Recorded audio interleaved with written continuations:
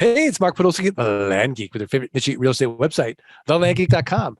And on this week's Art of Passive Income Roundtable podcast, we have almost all the usual suspects. We've got Erik, the technician Peterson. Erik, how are you? I'm well. Happy to be here, Mark. Good to see Good you. to see you. We've got Dude Buddy, the nightcap OG, Scott Bossman. Scott, how are things? Things are great, Mark. Glad to be here. Glad to see you. We got the Zen Master. Breathe in the mailing, breathe out the marketing. Mike Zaino. Mike, how are things? Going great. Great. I love it when you call me Big Papa. Tate Litchfield. Tate, is it hot in Vegas? It's still hot. Yeah, it's only September. We won't cool off for, I don't know, another month or so. Awesome. And then we got Teria. Put in the reps Harris. Teria, how are you? I am well. Probably not as hot as Tate. I think it's 105 today in San Jose. Well, I'm really excited about this Roundtable podcast because we have a special guest. And it's super special because he is going to be our newest Land Geek coach. And he's also married to Teria Harris. Landon, nickname to be determined Harris. Welcome. Thanks, Mark. I'm happy to be here, man. It's awesome. So we're going to go around. We're going to ask you about your journey.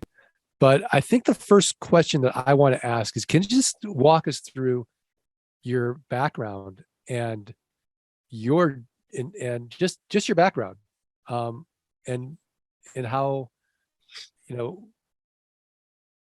I can't even think of it. I'm having like a senior moment. Just your background, Landon, that would be helpful. Sure. Well, I've been a coach for about 26 years, and developing swimmers from, the beginners all the way up to Olympic level kids. About 4 months ago, I wrote, let me start back a little bit. 4 years ago, we jumped into coaching. Actually, it's almost 5 now. Jumped into coaching and working with you guys at the Land Geek, and business has been great, and love every bit of it. And I just retired here in March, so roughly about 4 months ago. And now I'm in a whole different space of life, and we've moved all out to sunny state of California, where the prices are high, but everything has been just fantastic. Just in a happy space of life right now. I love it. Well, I have so many questions, but I'm going to pass off the microphone to the Zen Master, Mike Zaino, who loves going first, by the way. Yeah. Mike, what's your question for Landon? Well, I think it would be great to hear some advice. We'll have a lot of couples out there working together. You guys started your journey together. You're continuing your journey. How does that working out I don't want to say how's it working out. I don't want to put that vibe out there. We know it's working out well. But what advice do you have? We have lots of couples listening today.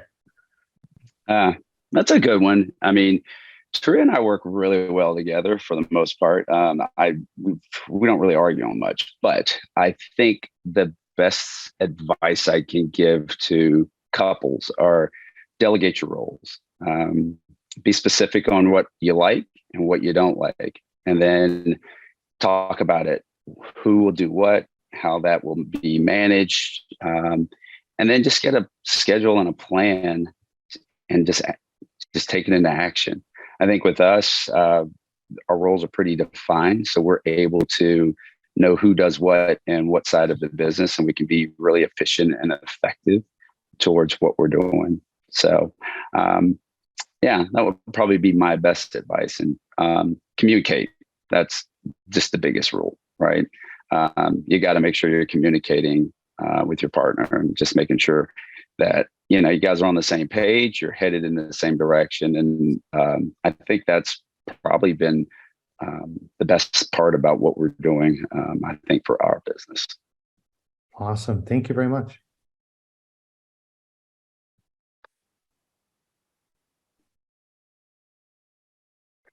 I muted myself. You know what they say about podcasting? Never have dead air. Right. That was awkward. Let's throw the awkwardness over to Dude Buddy, Nightcap OG, Scott Bossman. Can you save me over here? I'll try. Landon, first of all, congratulations on your retirement. That Thank has you. to feel amazing. We're glad that you're on board here for sure. For the new land investor out there, what is your training regimen for that person? Any recommendation? Training regimen. We're discussing land, so I want to leave the gym out of this. So I would probably say pay attention to what's going on in the community. I think there are a lot of indicators you can just kind of really draw on to kind of study how prices are changing, whether they're fluctuating up or down. I would probably also say, show up every day. Like, I think that was one of the biggest things that I took away from going through coaching and going through flight school. And you just show up every day and you listen and you read it and you pay attention to it. And it just becomes reps at a certain point. And so it naturally and organically just happens. So yeah, I would probably say that would be my training regimen, is just show up and just consistently keep going after it and keep studying and keep paying attention. Oh, I love it. And to show up on days when maybe you aren't feeling like you want to, right? Yeah, absolutely. But once you get done with that hour or two of focus time on the land business, you'll feel better. You move on to the next day. It just builds upon, each day builds upon the last. So yeah, thank you. Yeah, absolutely. Erik, the technician Peterson, what question do you have for Landon? I think let's talk about the biggest mistake that, well, maybe not the biggest, but just a mistake that you feel like you guys made in the land business, whether it was how you got started or somewhere in between, whenever that was. But, what was it and how did you overcome it? Yeah. I would probably say the biggest mistake was, and you try to avoid this, and everybody says, yeah, I don't want to do this, but you end up looking at your peers. You watch and see what they're doing. You hear what they're doing. You see everything that they're doing as far as, how many deals that they've made and how much they were selling it for. And in the beginning, we were pretty good about just staying the path, but it's really hard when you go through flight school and one of your buddies is, they're doing really well and they're hitting, certain prices, and now they're, able to get to a certain point. So I think with us, I'm gonna say me, I'm not gonna say us. I had to learn to not allow myself to get down and follow what they were doing. I had to focus on our business and make sure that our business was staying on track and that we were following the plan. So, as far as a mistake, that would probably be one of the mistakes I would probably say that I made in the beginning, of looking over, seeing what your neighbor's doing. And I don't want to say trying to keep up with the Joneses, but it's a little bit, but for me, it ultimately turns into motivation. I just get a little bit more hungry, start grinding a little harder. So that would probably be my biggest mistake. I love it. I love it. Comparison is the thief of happiness. It is a thief. I love it when you call me Big Papa. Tate Litchfield. Tate, what question do you have for Landon? Landon, I'm excited. It's going to be a lot of fun. Looking forward to getting to know you a little bit better. I feel like I know you well, but I'm excited. Everybody who's listening should be excited because Landon is a rock star, and we're excited to see what he brings to the table, his new perspective and a fresh outlook and things. So Landon, we've talked about Erik Peterson brought the mood down with his question about your biggest mistake. So I want to talk about tell us about a home run, man. Tell us about something that made you go, yeah, this is legit. This is for real. I'm in it. Tell us about one of those victories. I think one of those happens. Sometimes it's dual. It's a dual-sided thing for me. One of my aspects of the business has been intake. I enjoy it. I don't know. It's a little weird. Some people hate it. I enjoy it. So, when you close that deal of, you picked up 10 to 12 properties, that was one, that we closed on, and, we got it at probably a fourth of what we sold it. Might even be a fifth even, but we were able to pick up a few properties. So on that side, to me, that was a win. On the other side is selling it. I've always enjoyed seeing a sales ticket go through on our email that says, "Hey, you just sold this property and you sold it for $17,000." I always love those. You don't always get those. You get the base hits. The 2,000, 3,000, 4,000, 5,000.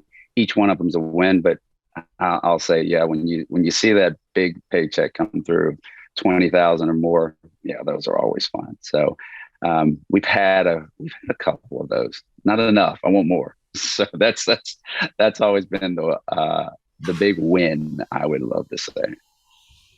I love that. Yeah, I mean, there's something really special about going full circle, right? When you mail, or I guess even before that, you pick the county, you do the mailer, you do the due diligence, you make the acquisition, you do the marketing, and you make the sale. And going full circle is amazing. But then it gets even better when you go full circle and you only did half of that work. And then it gets even better when you do a fourth of it. And then every time you reduce the amount of work that you get to, that you have to do in something, that sale becomes even more sweet. And yeah, it's awesome. Great. Yeah. Those sales, look, I love the unicorns, right? Those big hits every once in a while, but I've built an entire business on getting on base. That's my goal, my team's objective. And so I can relate to that statement of layups, baby, all day long, small little victories. So we're excited. Thanks, Landon. Absolutely.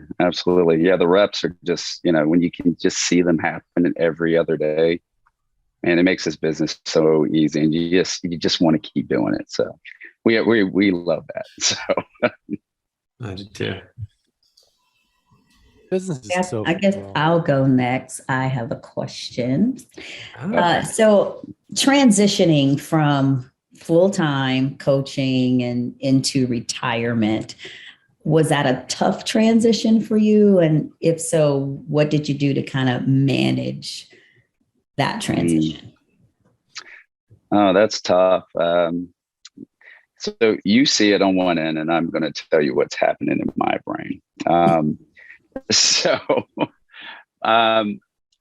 Transitioning was, I would probably, at first I thought it was easy. You get more time and you're able to do more things, and you're able to, experience just a different side of life that you didn't really know. Or after about a month or two, you kind of start looking for what's next. What am I doing? How am I doing it? For me, I'm a very orderly person, so I like having a routine.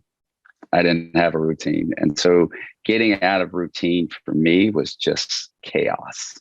And so there were nights, I wasn't sleeping, and there are days that I'm kind of frantic because I don't know what's coming next or what do I need to be doing. So I think looking back at it, I probably would have had a little bit more of a plan. I thought I had a plan, but I didn't. So I probably would have had a little bit more of a plan of transitioning. But as far as how it's been just different. I can't say it's bad. It's been really good, but it's just been very different, and just adjusting to not having the 9 to 5 anymore, and being able to travel when you want to, and not having to stay up late coming home from work or work on the weekends. those things have all been pluses, but I will say the camaraderie that I had with the coaches that I was working with was really good. As I'm excited about building that same kind of camaraderie with this group of coaches. So that's going to be fun. That's going to be real fun. So I'm just excited about a whole bunch of things right now. So transition has been good though. I know you already have camaraderie with one of the coaches for sure. That's an easy one. I got to break out of my comfort zone. So we'll expand that one. Yeah. But on a more serious note though, and I talk a lot about this with the coaches offline, and I always say, as far as people in our one-on-one coaching program, 15% of it is how to, 85% of it is mental. And would you agree with that statement coming from your coaching background? And I mean, I think you've been very humble about your past. I mean, to put things in perspective, like if you want to be an Olympic swimmer, you want to be the very best in the world, you go to Landon. And now we are fortunate enough, if you want to be the very best Land Geek, student and build your business to the next level, you're going to have the opportunity to have that wisdom and that experience translate over into your business as well. So we're all going to benefit from it. And, but anyways, back to the original question, which was, what types of things do you see translating over into from being the best swim coach in the world to land coaching, and how that would translate it over? Yeah, that's a really good question. What I see as a swim coach, I was very driven. I was I'm the player's coach.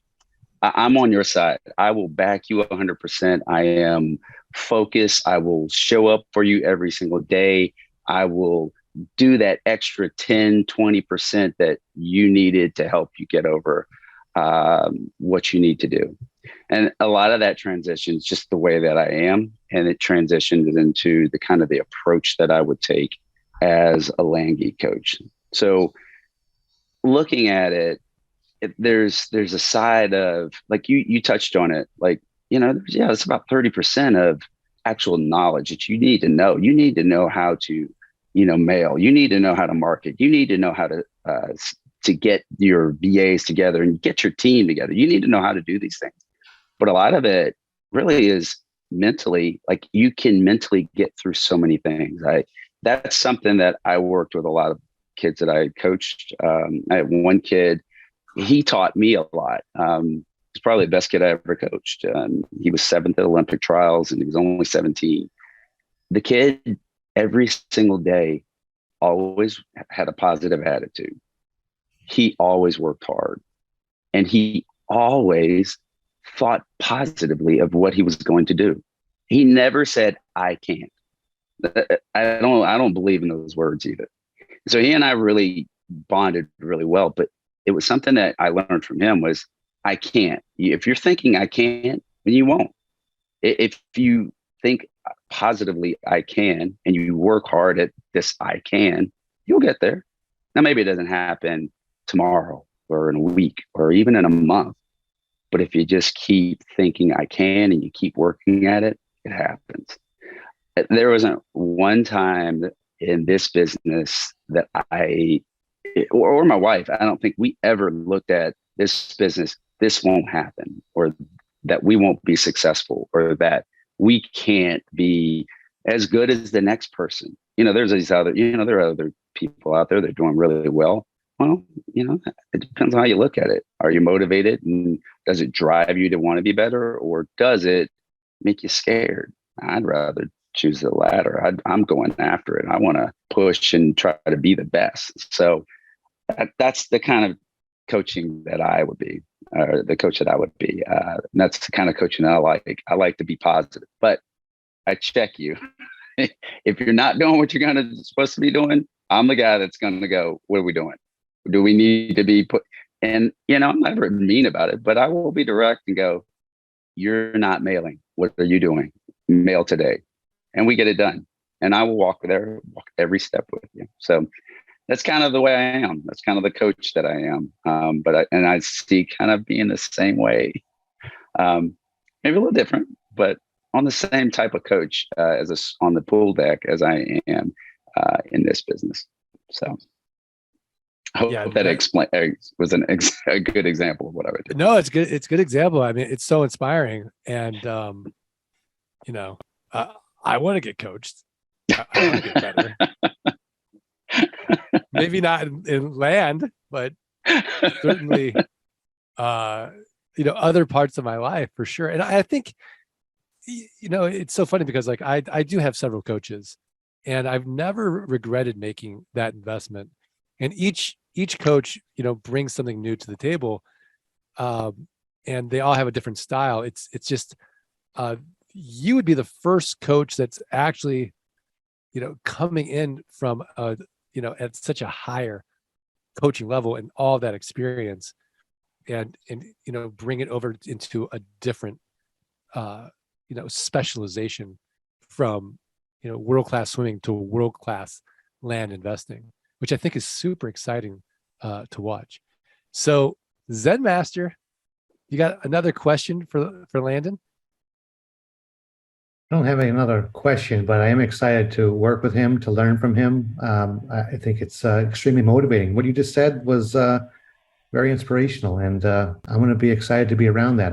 I always love the fact that we're surrounded by such knowledgeable people that are full of execution, and everybody's a bit different, but I'm just grateful to be that person that can be in the room with all of you, and adding you to it, Landon, it's just awesome. I'm very excited. Thanks, Mike. I appreciate that. I'm looking forward to the same with you guys. Dude, buddy. Any questions or thoughts? No, I think you're going to be a valuable member, Landon, to the team and to the people who are going through coaching. They just heard it. I think what they heard is great. I think it's inspiring. I think that your future clients are going to be very lucky to have you, based on your prior coaching experience, your successful land business, the fact that you're now transitioning over into this great role. So welcome, man. Excited for you. Awesome. Thanks, Scott. The technician, Erik Peterson. I don't have much further to say other than welcome, Coach Landon. We're glad to have you. Thanks, Erik. You're welcome. I love it when you call me Big Papa, Tate Litchfield. We're happy to have you, buddy. Thanks, Tate. Teria, give him like a really difficult question. A difficult question. I'm kidding. Unlike the rest of us, you actually have to have dinner with him tonight. I'm excited for Landon. He is, I'm obviously biased, but I think he's an amazing person and an amazing coach. I am looking forward to just seeing him transition from swimming. Well, somewhat, he still coaches me on swimming 2 days a week, but over into the land business. I'm excited. I see all the passion and all the dedication that he has given towards, the swim community. And I just don't see that being any different here in the land industry. So I'm looking forward to working with them. Yeah, I think it's a really interesting comment that you made about the dedication. And I know when our clients go in and they work with you, Teria, Tate, or Erik, they're dedicated. And it's to the point where I know that you don't want to let your coach down. Right. And it's such that alone is just so valuable, that accountability piece. Even if because the land business can be hard, and it can be emotionally difficult at times. There's ups and downs. Mm-hmm. And so left to your own devices, you'll find something easier to do in life. But when you're in coaching, you don't want to show up unprepared. You don't, to let down your coach who is dedicated to you.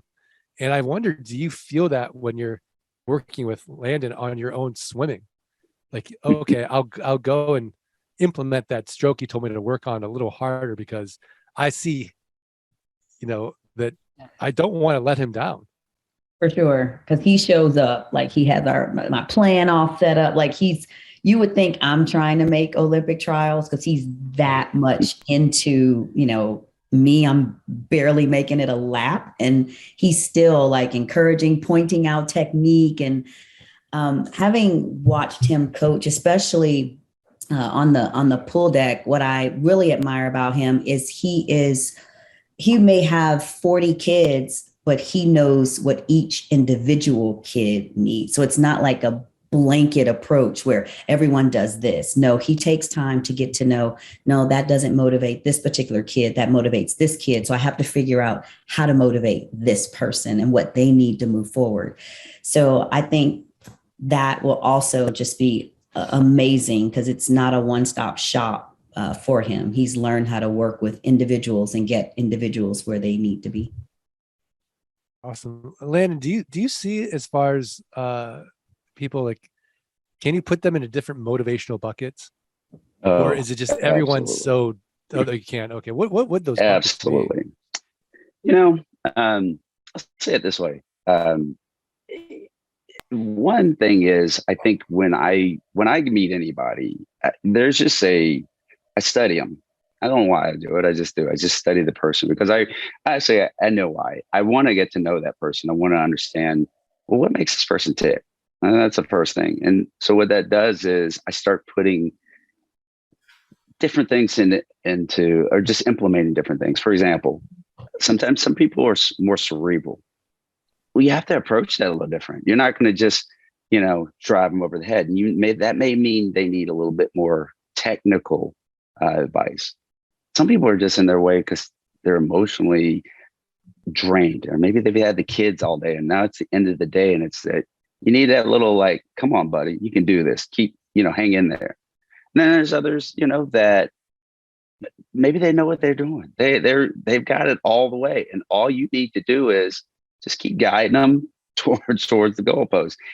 There's so many different types of people. And I've gone through a lot of different types of people that I feel like everybody falls into some different category. Now, they're not all the same, but you do see the same types of people. And I think that's been the biggest thing, is understanding who those people are and then just directing them to the way that works for them. And I think that's kind of a little bit more of like where coaching in the land business, you can tailor it directly for that person, as opposed to like the blanket. The blanket works. It covers about 50, 60%. But then what about that other 40%? I think that's important. I think everybody who jumps into this business, one, you got to develop a love for it. But then two, like, what's your goal? And like, let's move towards that. And that's the point of being able to get everybody into what's going to make them happy about what they're doing in this business. So yeah, I can kind of pick what buckets, everybody will be into and just make a plan based on that. That's really the ultimate goal of figuring out how can we get this person to the goal line. Fantastic. Yeah, I love that. And I've already said it a bunch of times. So we've all said it. We're just, as a team, as a group, we're just so excited to be adding, a caliber person as yourself onto the team. And I know our clients are going to feel so fortunate to be able to work directly with you. So thanks, Mark. So excited. That being said, we're at that time now in the podcast. You do not get a pass.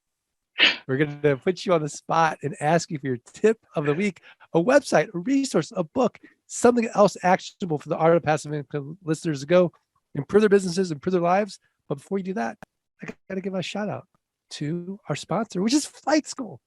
Learn how the next 16 weeks, you literally transform your life, start building up that passive income, without renters, rehabs, renovations, or rodents, but do it safely with Scott Todd, who has done it thousands of times as your Sherpa.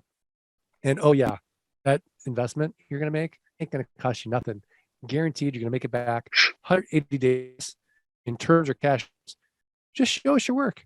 Learn more. Go to landgeek.com/training. The landgeek.com/training. Landon, I want to say the Landman Harris.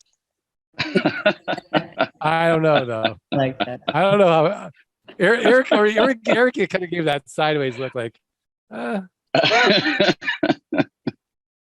it'll come. It'll come. It'll come. It will come. Just keep trying them until one works, right? Till Yeah. one sticks. Exactly. Something sticks at the wall at some point. Exactly. What is your tip of the week?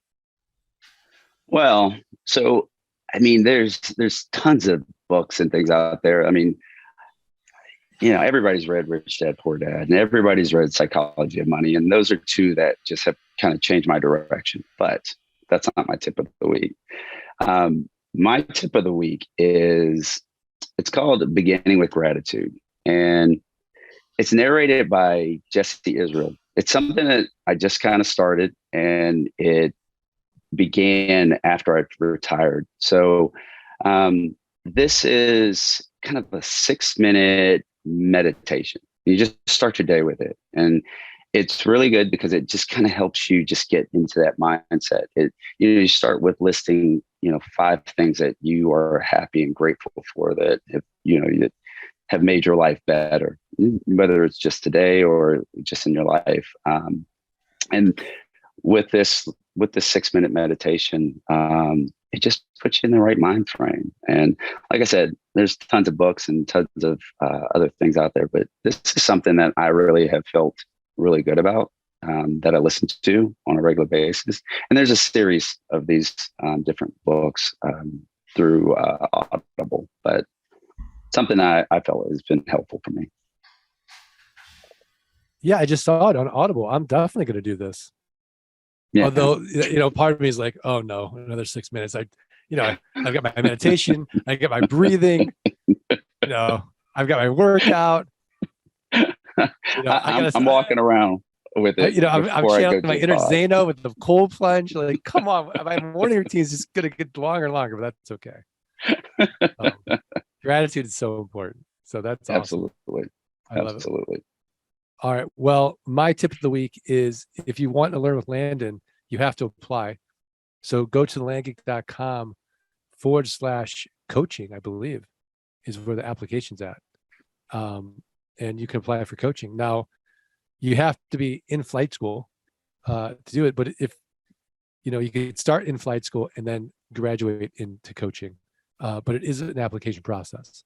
So, I think we can all agree that if you want to get to the next level in any part of your life, a coach is essential. The best in the world have coaches. I was, back in the day when Tiger Woods was dominating, we all knew he had a swing coach. So it just applies to every aspect of your life, and there's no better investment than in yourself, and that's what that would be. So. Do that. All right, Landon, are we good? Oh, we're great. All right. Tate, are we good? Yep. Dude, buddy. Zen master. Technician. We're great, Mark. Teria, put in the reps. All good. All good. All right, well, let's do this. 1, 2, 3. Let's freedom ring. Not bad. My internet's been spotty. I don't know why. I went on Zoom, and I guess it's better if I turn the video off and I mute myself, and then have the internet down, don't have anything running in the background. I did all that, and it's still spotty. I don't know. What kind of speed you have over there? I got a T1 line. Oh. It's different if it's a Derek Sivers, but not Landon. Come on. Like I wanted crystal clear, great bandwidth for this podcast. So, Tree, how do you think you did? I think you did well. Landon is probably more, we're both pretty introvert. He's probably more introvert than I am. So, but I think he did well. I thought you did great. I mean, I think it's hard, like, having to think on your feet like that. Yeah. And our other guests don't like they show up, they're like, wait, how many people are asking me a question? Was that intimidating? Yeah. The 5 of your friends joined in. 5 of your friends? I'm sweating buckets over here, man. You aren't, are you? You are not. Oh yeah. Whatever. We haven't talked about it in a while. Has anybody seen like any great shows lately? Like I've got nothing on my Talk Netflix. about the new the new House of Dragon, whatever. It's Game of amazing. Thrones. The new what? Isn't it House of Dragon? Game of Thrones. House of Dragons. New Game of Thrones. Yeah. Yeah. I never saw the Yeah. original Game of Thrones. What? What? Whoa. I Mark, I'm in that same boat too. I never watched it. Oh, How about okay, you got to binge on that one. yeah? What about Succession? Yeah, I heard that one was really good. Succession's good. It's just Succession. they're so dysfunctional. I was like turned off after like the end of the second Mark, season. do you watch Untold? No, what's that? So there's a series of Netflix shows. They're all called Untold, and they're different stories about different people in different sports. So like the one we just watched was about Manti Te'o. And I don't know if you remember that whole. I do. I remember He got he's great. catfished, He's basically. catfished, yeah. And like hurt his Yeah, career. and so they walked through like what happened, how it hurt his career, what happened to the other person. It was really interesting. It was a 2-part series, so it didn't take up your whole life, but it's actually really good, and it's a series of them. So they do them in different sports and different people. Pretty like good. that. Yeah, that's why I used to like Schitt's Creek so much. Was it was just like 26 minutes or something. It was like, oh, and it's just light. You can kind of get through it fast. Yeah. Kind of thing. I don't know. But did you guys finish anybody watch Better Call Saul? I know Scott Todd did. I finished that. I used to watch it, and then I fell off. I got off after the second series. Oh my gosh. It's season. slow, but then like the last season, it is like a Breaking Bad. It is good. Okay, I'll have to go back and binge on that one. Yeah. All right. Well, I know we have like a meeting to go to, so we should end this podcast. Thanks, everybody. Thanks. Smart. Thanks for listening to the Art of Passive Income podcast. Are you ready to learn how you can start building a passive income without renters, rehabs, renovations, or rodents? Schedule a free consultation at thelandgeek.com/training. Let freedom ring.